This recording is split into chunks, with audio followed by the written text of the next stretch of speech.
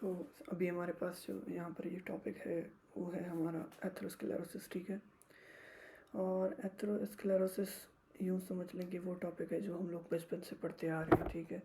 I don't think कि किसी को एथेरोस्क्लेरोसिस के बारे में नहीं पता होगा जिसने भी पैथो पढ़ी होगी फर्स्ट ईयर से लेकर।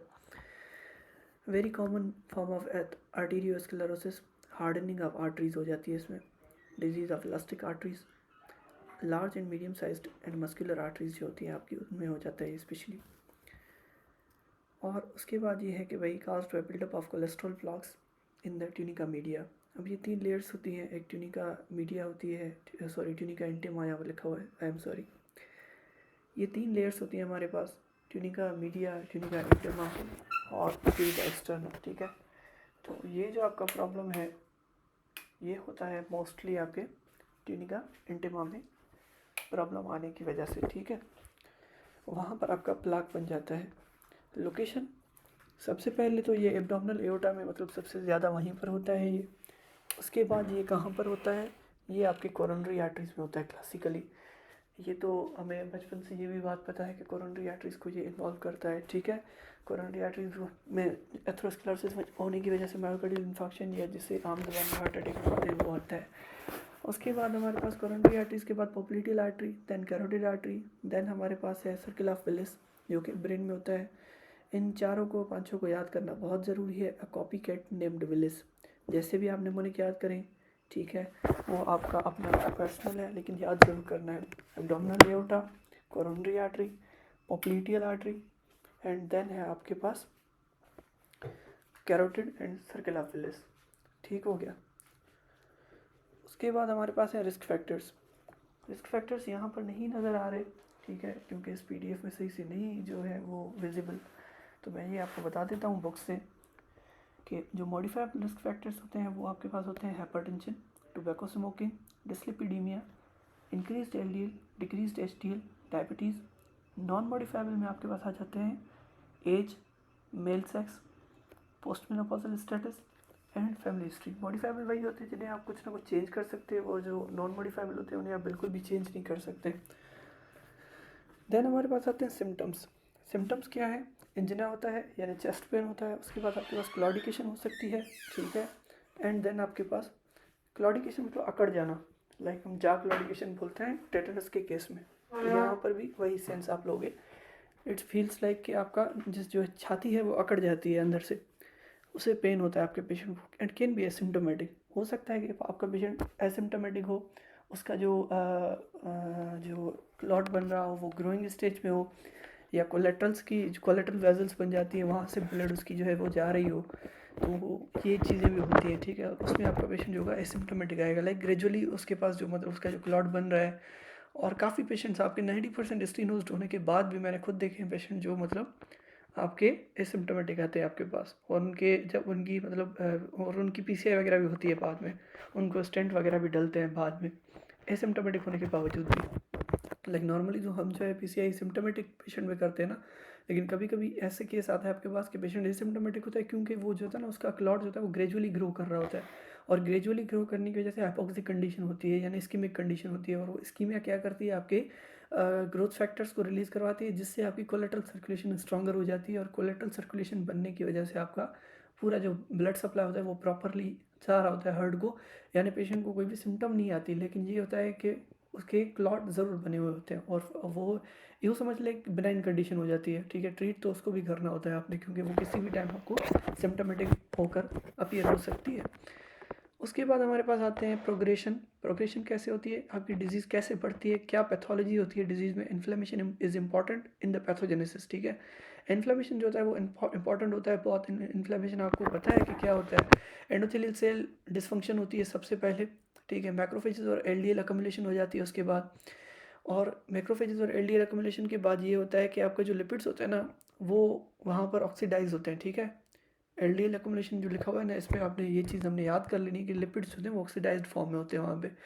फोम सेल फॉर्मेशन हो जाती है इन दोनों को मिला के, लाइक मैक्रोफेजेस के अंदर एलडीएल जब भर जाता है तो एक फोमी सेल अपीयरेंस देता है, फैटी स्ट्रिक्स बन जाते हैं। उसके बाद स्मूथ मसल सेल माइग्रेशन होती है, involves platelet derived growth factor and fibroblast growth factor, proliferation होती है वहाँ पे ये सारा जो प्रोसेस है वो आपकी एक छोटी सी माइनर सी आर्टरी के अंदर हो रहा है। जैसे ये एक माइनर सी आर्टरी है, ठीक है, इसके ल्यूमेन के अंदर ये चीज़ें हो रही हैं। सबसे पहले एंडोथीलियम, एंडोथीलियम के बाद यहाँ पर देखें ल्यूमेन में मोनोसाइट वगैरह आ रहे हैं, डैमेज्ड एंडोथीलियम है, ठीक है, वो आके लिपिड जो है वो आपका एलडीएल लेडिन मैक्रोफेजेस बन रहे हैं, यानी मैक्रोफेज के अंदर आपका जो है वो एलडीएल भर गया है। फोम सेल्स वहाँ पर आपके पड़े हुए हैं, फैटी स्ट्रिक्स बनती जा रही हैं, स्मूथ मसल सेल माइग्रेशन हो रही है, ठीक है, स्मूथ मसल सेल अब आपके उसमें आ रहे हैं, माइग्रेशन हो रही है उसमें, एंड देन फाइब्रस प्लाक बनते जा रहे हैं जो कि आपकी आर्टरी को ऑक्लूड कर देगा या नैरोड कर देगा, स्मूथ मसल सेल। और ये आपकी हिस्टोलॉजिकल आई थिंक पिक्चर है जिसमें आपको दिखा रहा है कि ये देखें कैसे आपका ये पूरा एंटीमा जो है वो अंदर भरी पड़ी है। नॉर्मली जो आपका ल्यूमेन होना चाहिए, एक तो आर्टरीज बिल्कुल ही छोटी होती हैं, उनका ल्यूमेन भी बंद हो जाता है, लाइक इस तरह बन जाएगा। उसके बाद हमारे पास यही हम ऊपर से कि involves PDGF and FGF proliferation and extracellular matrix deposition, fibrous plaque, complex atheromas and calcification हो जाती है, ठीक है, एंड में। और ये बात भी याद रख लेनी है कि कैल्सिफिकेशन जितनी ज़्यादा होगी उतना आपका जो क्लॉट होता है वो उतना ज़्यादा स्टेबल होता है, ठीक है, वो उतना ज़्यादा वहाँ पर यूँ समझ लें कि पक्का पड़ा होता है। जितना कम होता है कैल्सिफाइड वो उतना जो है वो अनस्टेबल होता है, या उतना वो मतलब लाइक मूव करना ज़्यादा उसका आसान होता है। Calcium content correlates with the risk of complications. वही बात है, कॉम्प्लिकेशंस क्या हो सकती हैं आपकी, इस्कीमिया हो सकती है, अल्टीमेटली वो तो होती है, सबसे पहले होती है, इन्फेक्शन होता है, हो सकता है, और उसके बाद आपका एनेरिज्म फॉर्मेशन हो सकती है, ballooning like, peripheral vascular disease हो सकती है, थ्रोम्बोसिस हो सकती है, एम्बोलिज्म आपका हो सकता है। एम्बोलिज्म यही होता है कि टूट के आपका थ्रोम्बस जो बना था एक जगह पर, लाइक ये आपका थ्रोम्बस बना था, ठीक है, ये टूट के अब जब चला गया तो ये आपका एम्बोलस बन जाएगा, इसको बोलते हैं एम्बोलिज्म। और ये कहीं भी जा सकता है बॉडी में, ठीक है, स्ट्रोक भी करवा देते हैं कभी कभार अगर सिस्टमिक सर्कुलेशन चले जाएंगे तो आगे जाकर। देन हमारे पास ये दिखा रहा है पूरा नॉर्मल आर्टरी थी, सबसे पहले एंडोथेलियल डिस्फंक्शन हुआ, किसी भी वजह से हो गया, हाइपरटेंशन की वजह से हो गया या कोई और भी रीज़न कुछ भी हो गया, उसकी वजह से आपका एंडोथेलियल डिस्फंक्शन हुआ, फैटी स्ट्रीक फॉर्मेशन हुई, फाइब्रस ब्लॉक फॉर्मेशन हुई। ये आपका टॉपिक था, ठीक है, ये आपका पूरा टॉपिक था। अब आ जाते हैं इस टॉपिक से रिलेटेड एक क्वेश्चन में है मेरे पास, वो आप कर लेते हैं हम लोग। क्वेश्चन अटेम्प्ट करने का जो मतलब एक बेस्ट तरीका कहते हैं वो ये कहते हैं कि आप सबसे पहले पहला वर्ड देखो, 69 ईयर ओल्ड मैन आपने देख लिया, comes to the clinic with squeezing pressure.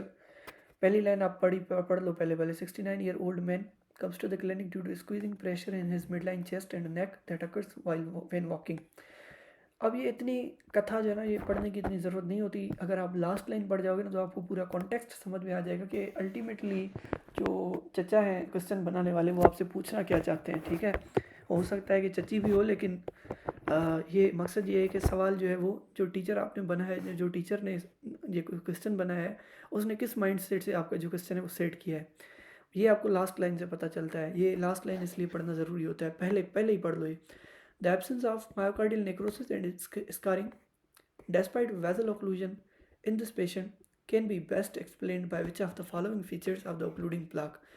जो पूरे सवाल का जो मकसद है वो यहाँ पर आपका पड़ा हुआ है कि एक पेशेंट आया था आपके पास, उसमें जो थी मायोकार्डियल नेक्रोसिस नहीं हुई थी और स्कारिंग भी नहीं हुई थी, लेकिन उसकी वेजल जो थी वो पूरी की पूरी ऑक्लूडेड थी। अब बताएं कि निचले ऑप्शन में से कौन सा जो ऑप्शन है वो इस चीज़ को जाहिर करता है कि आपका जो ऑक्लूड तो हुआ है लेकिन मायोकार्डियल नेक्रोसिस या स्कारिंग अभी तक नहीं हुई।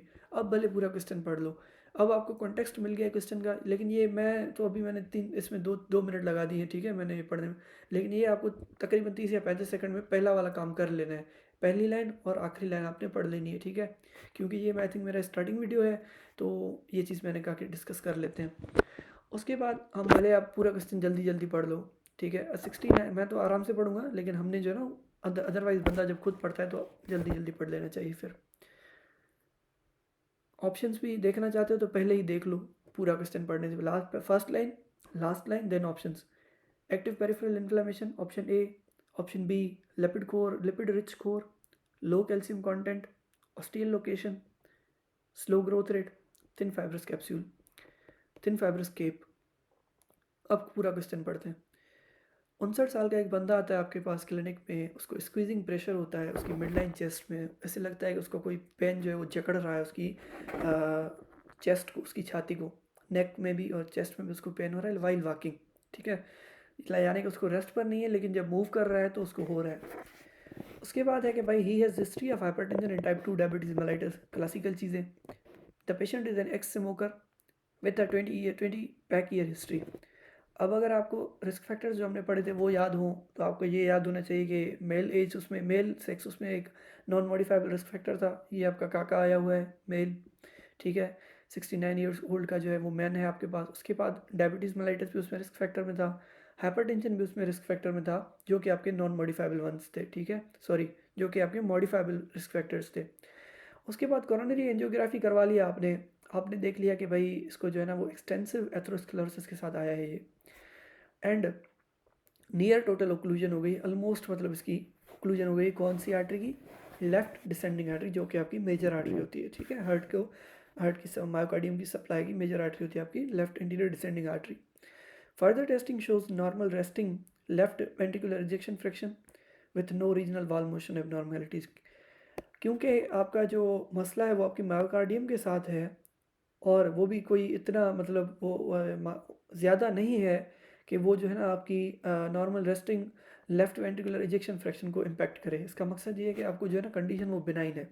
ये वाली लाइन आपको जो है ना वो खटकनी चाहिए आपके माइंड में जब भी आप क्वेश्चन कर रहे हो। ये वाली लाइन आपके माइंड में जब ये पूरा जो हमने पढ़ा ना उसमें इतना एथेरोस्क्लेरोसिस तो सामने लिखा हुआ है, लेकिन उसके बाद अगर कोई काम की चीज़ है तो ये है कि भाई बिनाइन कंडीशन के साथ आया है पेशेंट, भले ही उसके चेस्ट में पेन फील हो रहा है लेकिन उसको इतना कोई खास मसला नहीं है, इजेक्शन फ्रैक्शन उसका नॉर्मल आ रहा है। एक तो वाल्व का मसला नहीं है, जब भी वाल्व का मसला होता है ना हार्ट का, जो आपके मेटल वाल्व हो गया या आपके एओर्टिक वाल्व हो गया या आपका ट्राइकस्पिड या पल्मोनिक हो गया, तो इन चीज़ों में आपका जो है आप एकोकार्डियोग्राफी करवाते हो। क्यों? क्योंकि आपका जो है ना उसमें इजेक्शन फ्रैक्शन का मसला आता है, ठीक है। तो ये चीज़ें याद रखनी है माइंड में कि जब भी मायोकार्डियम का मसला आता है तो उसमें आपकी परफ्यूजन या इस्कीमिक होने का जो है ना वो मसला होता है, तो उसमें आपका इजेक्शन फ्रैक्शन पर इतना खास फर्क नहीं पड़ना चाहिए। चलो पड़ भी जाता है कभी कभार, लेकिन यहाँ नहीं पड़ रहा तो मतलब बिनाइन कंडीशन है। एब्सेंस ऑफ मायोकार्डियल नेक्रोसिस, अब मेन क्वेश्चन आ गया हमारा, the absence of myocardial necrosis. अब जो इन्होंने एंजियोग्राफी करवाई थी ना, उन्होंने उसमें उनको ये पता चला है कि जो मायोकार्डियल नेक्रोसिस भी नहीं हुई है अभी तक, और प्लस में आपकी जो है स्कारिंग भी नहीं हुई है, लेकिन नियर टोटल ओक्लूजन तो थी आपकी। अब बताओ कि क्या चीज़ है ओक्लूडिंग प्लाक की, कौन सी फीचर है जिसकी वजह से ये जो हमारा चचा आया हुआ है 69 ईयर्स का, ये बचा हुआ है, ठीक है।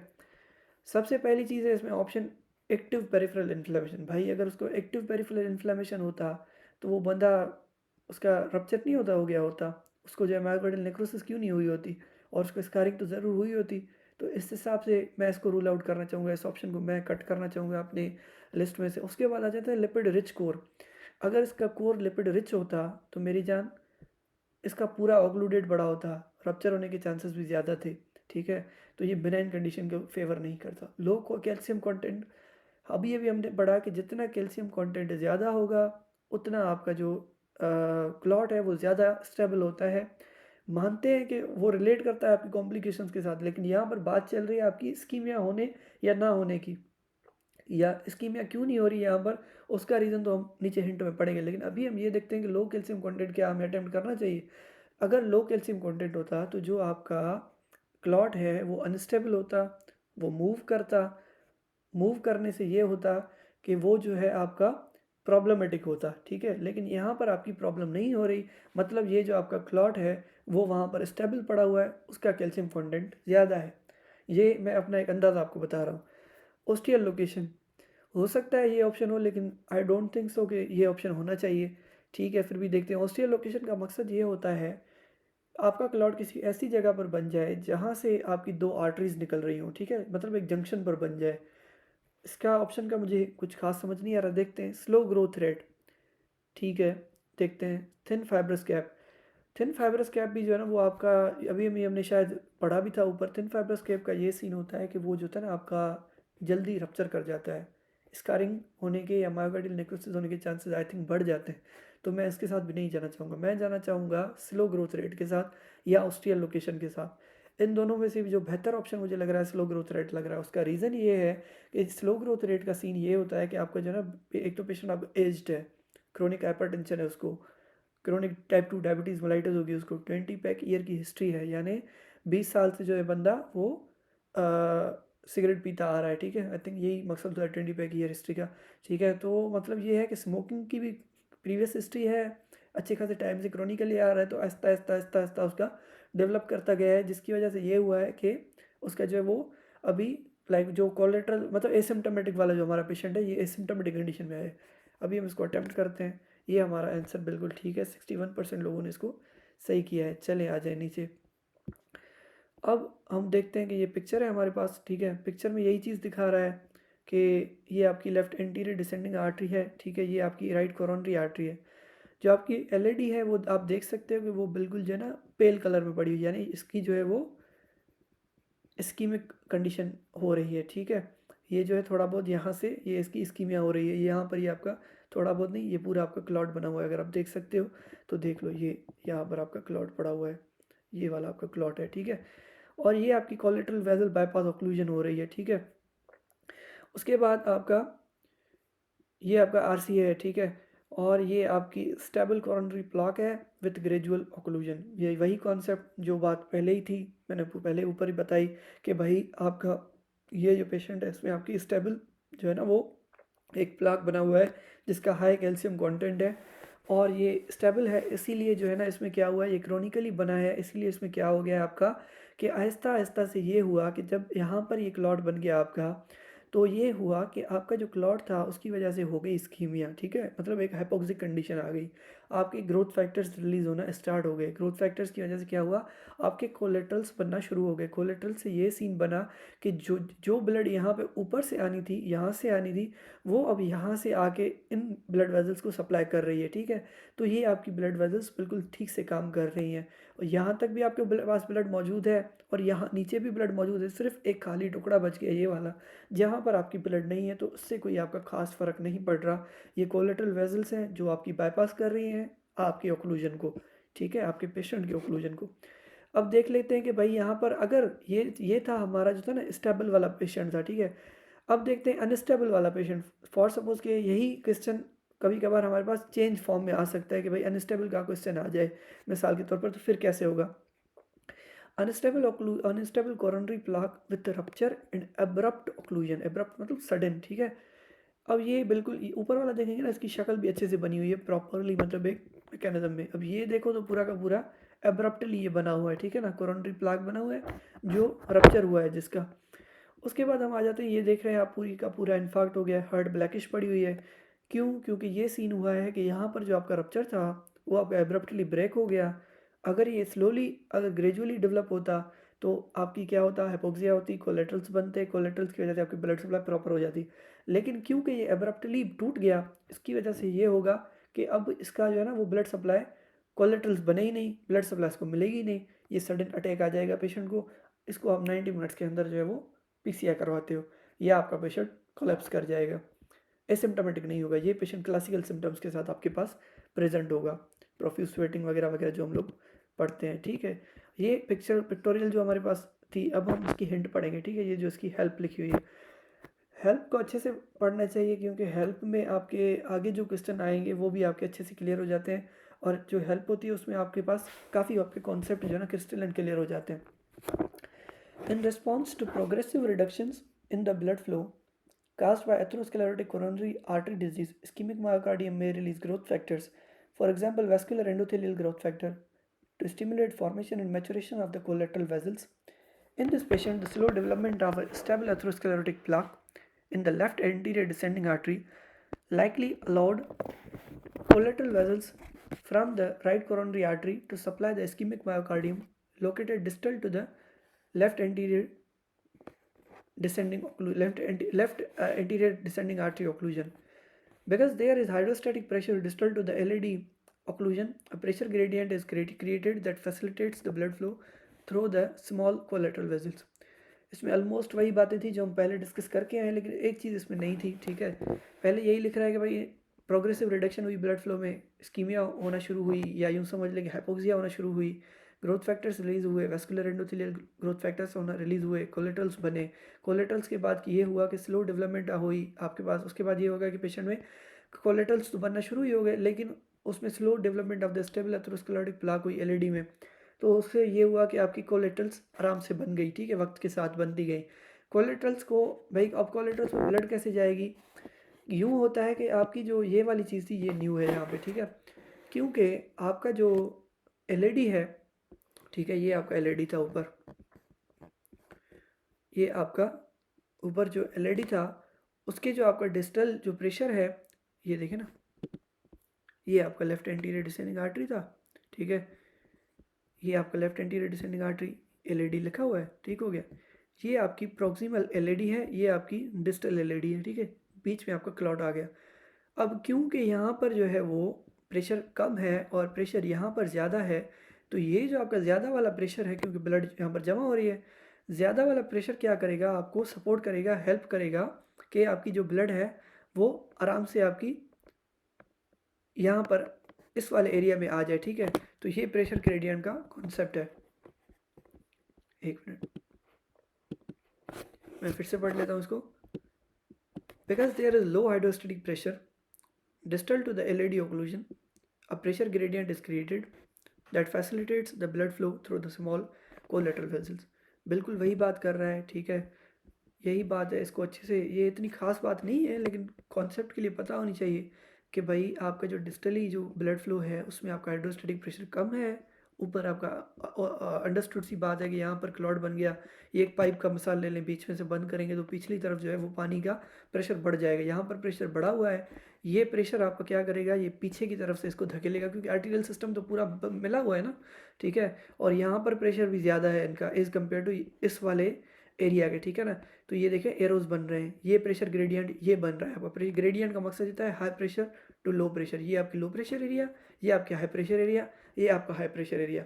अब पहले यहाँ से प्लस ब्लड आ रहा था नीचे, अब ये यहाँ से आएगा, ठीक है, यही बात करना चाहता है, इसमें कोई और ख़ास बात नहीं है, ठीक हो गया। चलें आगे चलते हैं। अब आते हैं भाई, हमने स्टेबल का तो जो हमारा क्वेश्चन आया था वो तो हमने डिस्कस कर लिया, ठीक है। ये तो हो गया कि भाई हमने ऑप्शन डी जो हमारा ई जो ऑप्शन था वो हमने क्यों अटेम्प्ट किया। अब बाकी ऑप्शंस क्यों नहीं हमने अटेम्प्ट किए उस चीज़ को रूल आउट करते हैं, ठीक है। चलें आ जाए।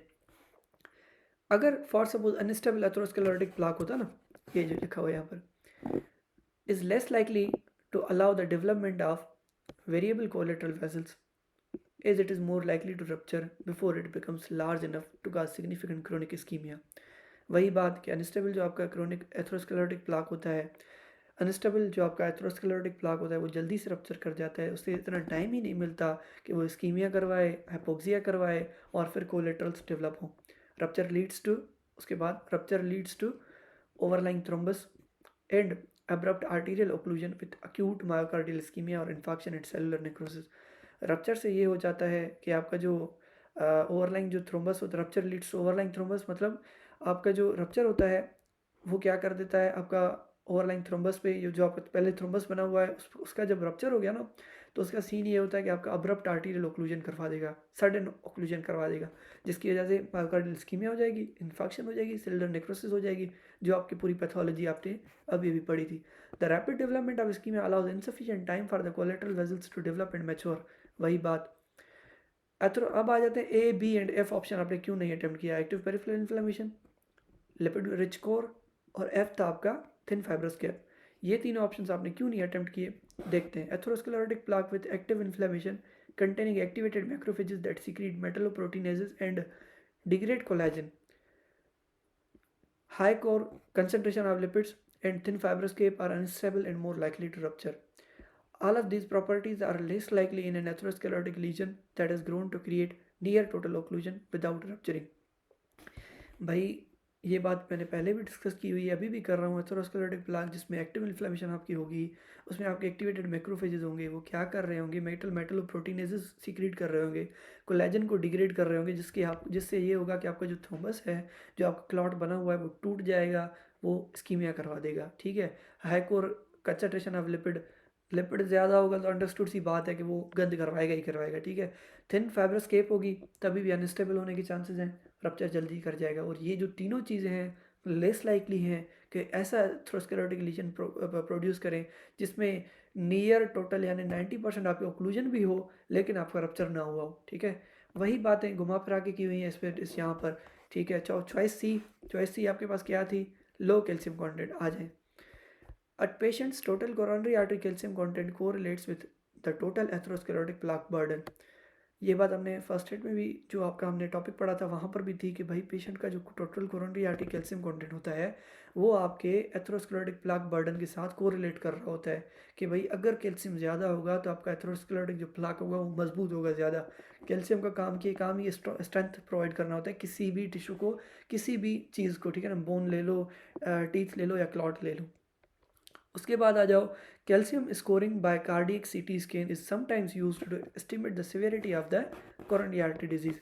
This is one of the high yield point. इस क्वेश्चन के लिहाज से नहीं, लेकिन क्लिनिकली आपको ये चीज़ बहुत काम आनी है कि भाई कैल्शियम स्कोरिंग हम क्यों करते हैं हार्ट के केस में या एमआई के केस में, कैल्शियम स्कोरिंग का क्या मकसद है। ठीक है, एक आपके पास पेशेंट आ रहा है एसिम्टोमेटिक है, लेकिन आपको ये शक है या आपको एंजियोग्राफी से ये पता चल रहा है कि भाई इसमें जो है वो क्लॉट है, लेकिन अब वो एसिम्टोमेटिक है। ठीक है, अब आपको कैसे पता चले कि कितनी सिवेरिटी है, नियर टोटल है या कुछ भी है, कितनी सिवेरिटी है डिजीज़ की। तो आप क्या करते हो, सीटी स्कैन करवाते हो, उसमें आप कैल्शियम कंटेंट मतलब वहाँ से देख लेते हो कि भाई इसमें कितना मसला हो सकता है। अगर ज़्यादा होगा तो स्टेबल, अगर कम है तो अनस्टेबल, यानी रप्चर होने के चांसेस बढ़ जाते हैं। उसके बाद however low calcium content or immature calcification with an individual plaque may decrease the stability of the plaque and increase the likelihood of the rupture। ये बात मैंने पहले भी कही हुई है, जितना कैल्शियम कंटेंट कम होगा उतनी स्टेबिलिटी कम होगी, प्लाक रप्चर कर जाएगा, आपका सारा काम का कबाड़ा हो जाएगा। उसके बाद ऑप्शन डी था हमारे पास ऑस्टियल लोकेशन, आई थिंक, हाँ ऑस्टियल लोकेशन, चले आ जाए। Ostial atherosclerotic plaques those located at a branch point of two arteries, those located at a branch point of two arteries. ठीक है, ये बात याद कर लेनी है। ऑस्टियल का मकसद है those located at a branch point of two arteries are more likely to occlude blood flow to multiple areas of the myocardium, thereby limiting the availability of the nearby well perfused arteries from which viable collateral vessels can develop। भाई ये यही बात करना चाहता है। ठीक है, इस ऑप्शन में मुझे शक था लेकिन वो शक अभी दूर हो गया। ये यही बात करना चाहता है कि ऑस्टियल जो लोकेशन होती है ना आपकी, फॉर सपोज ये आपकी एक ऑस्टियल लोकेशन में करती है, यहीं पर एक इमेजिन करते हैं, फॉर सपोज ये आपकी एक ऑस्टियल लोकेशन बन जाए। ठीक है, अभी तो जैसे यहाँ पर हुआ था ना, फॉर सपोज यही क्लॉड यहाँ पर बन जाता तो क्या होता, क्लॉड यहाँ बनता तो ये सीन बनता कि आपकी यहाँ इस तरफ भी ब्लड सप्लाई बंद हो जाती, इस तरफ भी ब्लड सप्लाई बंद हो जाती, इस तरफ भी ब्लड सप्लाई बंद हो जाती। सपोज करते हैं, ठीक है, या कहीं से भी 3 आर्टरीज भी निकल रही होती है ब्रांचिंग पॉइंट से, तो सीन ये होता कि आपकी 2 जगहें जो हैं वो बिल्कुल ही ब्लॉक्ड हो जाती, या आपकी फॉर सपोज यहाँ पर आपकी जो है वो क्लॉड बन जाता। ज़रूरी तो नहीं इस यहाँ पर बने, फॉर सपोज यहाँ पर बन जाता तो सीन क्या बनता कि भाई जो ब्लड सप्लाई यहाँ पर बन जाता, जो ब्लड सप्लाई आपको नॉर्मली आपको यहाँ से लेकर फॉर सपोज यहाँ से लेकर यूँ यहाँ आनी थी और ये यहाँ से लेकर यहाँ आनी थी। ठीक है, ये मैं फॉर सपोज यहाँ पर ये इसको फिल करना था। अब अगर ये यहाँ पर बन गया तो 2 आर्टरीज में जो आपकी ब्लड सप्लाई आना बंद हो गई, तो इससे चांस ये होता कि आपकी स्कीमिया या आपके कोलैप्स होने के चांसेस बढ़ जाते हैं, कम नहीं होते। ठीक है, कि आपकी एसिम्टोमेटिक होने के चांसेस नहीं बढ़ते, सिम्टोमेटिक होने के चांसेस बढ़ जाते हैं, जो कि आपके इस केस से कॉन्ट्रा है। ठीक है, कॉन्ट्रा करता है यानी ऑपोजिट जाता है। फिर से पढ़ता हूँ, ostial atherosclerotic plaque those located at a branch of 2 arteries, branch point of the 2 arteries are more likely to occlude blood flow to multiple areas of myocardium, thereby limiting availability of nearby well perfused arteries from which viable collateral vessels can develop। Educational objective क्या है इस चीज़ का, जो हमने पूरा ये case पढ़ा। ठीक है, gradually developing myocardial ischemia encourages the formation and maturation of the collateral vessels। इसको मैं हाईलाइट कर लूँ फिर इसको पढ़ते हैं। ठीक है, ये अभी अच्छे से ज़ाहिर आएगा। ग्रेजुअली डेवलपिंग मायोकार्डियल इस्कीमिया, जो आहिस्ता आहिस्ता मायोकार्डियल इस्कीमिया बन रही है, वो इनकरेज करती है formation and maturation of collateral vessels and is most likely to occur in the setting of a slow growing stable atherosclerotic plaque. An unstable atherosclerotic plaque, for example, that with active inflammation, that with a lipid-rich core, that with a thin fibrous cap, is more likely to rupture, resulting in the abrupt onset of ischemia or infarction that precludes यानी ख़त्म कर देता है, यानी chance कम कर देता है, that precludes or decreases the chance of development of viable collateral vessels। वही मकसद, वही बात, ग्रेजुअली डेवलपिंग होगा, आहिस्ता आहिस्ता बनेगा, हाइपोक्सिया होगी, इस्कीमिया होगी, तो आपके formation of and maturation of collateral vessels होगी, ठीक है। और उसमें आपका स्लो ग्रोइंग, ये स्लो ग्रोइंग वाली बात आ गई, ठीक है। डेटा करें ना, slow growing stable atherosclerotic plaque, ठीक है, यानी high calcium content and slow growth, जो हमने ऑप्शन ऊपर अटेम्प्ट किया था। अगर अनस्टेबल एथेरोस्क्लेरोटिक प्लाक होता, जो जिसमें आपकी ये चीज़ें आ जाती हैं तीनों, ठीक है, तो आपका रप्चर होना जल्दी हो जाता और आपकी एब्रप्ट इस्कीमिया हो जाती। और ये सारी चीज़ें जो आपके अनस्टेबल एथेरोस्क्लेरोटिक प्लाक वाली, ये जो तीनों चीज़ें हैं ना, ये प्रिक्लूड कर देती हैं, या रप्चर जो है वो प्रिक्लूड कर देता है या डिक्रीज करता है chance of development of viable collateral vessels. तो यही था इस पूरे टॉपिक का जो मकसद था। होप कि आपको समझ आया होगा। एक जो छोटी सी मिस्टेक मुझसे हो गई कि ये क्वेश्चन मैंने जल्दी से खुद ही अटैम्प्ट कर लिया पहले। मैं अगली बार ये करूँगा कि वीडियो में ही बोल दूंगा कि 3 या 4 सेकंड का पॉज ले लें या बंद कर दें, आप खुद पहले से अटैम्प्ट करें, आप अपना माइंड जो है वो यूज़ करें। अगेन मैं रिपीट कर रहा हूँ, जो उसका मकसद था पूरा, पहले पहली लाइन पढ़ो, इंड वाली लाइन पढ़ो, ऑप्शंस पढ़ो। ये तीनों चीज़ें कोशिश करोगे 40 से 50 सेकंड के अंदर या 30 सेकंड के अंदर होनी जानी चाहिए। 40-50 भी नहीं, 30 सेकंड के अंदर। उसके बाद आपने पूरा क्वेश्चन पढ़ लेना है। ये आपका जो हो जाए फिर नेक्स्ट 30 सेकंड में, ठीक है। 1 मिनट के अंदर आपने पूरा क्वेश्चन पढ़ लिया, अब अटेम्प्ट कर लो, ठीक है। अगर बिगनर है तो ज़ाहिर सी बात है टाइम लगता है, क्योंकि ये 1 मिनट जो कॉन्सेप्ट है, इसमें इसके आने में तो काफ़ी टाइम लग जाता है बंदे को। लेकिन कहीं ना कहीं से तो हमने शुरू करना ही है। तो होप कि आपको समझ आया होगा। अगर आपको वीडियो अच्छा लगा है तो मुझे जो है वो प्रमोट करें। Thank you so much.